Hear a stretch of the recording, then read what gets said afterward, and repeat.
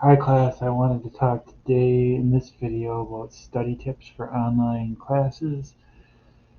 And I have a sheet of from previous students, some things that they've compiled. So let's go over some things that are important. Number one, um, get your assignments in before the very last minute. So typically the best online students always submit earlier in the week, and the ones that don't do so well, they submit, at 11:50 on a Monday when things are all due.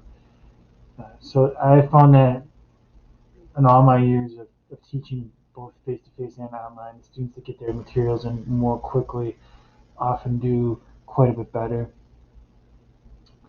So some things that I mentioned: stay organized. You might want to get a planner. Don't be afraid to reach out for help. So if you have a question, email your professor. Um, Make sure to take breaks. So give yourself 15-minute breaks to sort of break up the monotony of doing long bits of homework. It's always important. Um,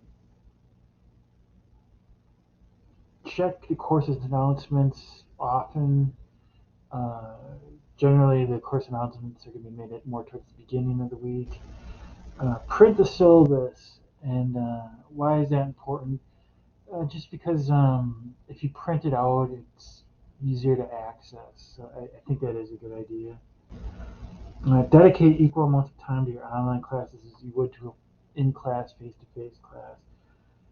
I think that that's an important aspect to uh,